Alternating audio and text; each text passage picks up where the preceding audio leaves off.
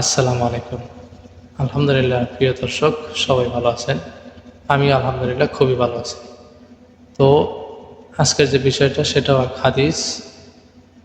তো ইনশাআল্লাহ সবাই ভিডিওটা শেষ পর্যন্ত দেখবেন। সাহল ইবনে সাদ রাদিয়াল্লাহু তাআলা আনহু হতে বর্ণিত,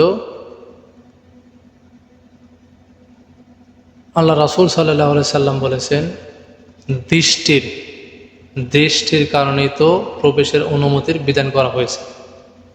অর্থাৎ আপনার নজর থেকে বাঁচার জন্যই এই বিধান করা হয়েছে।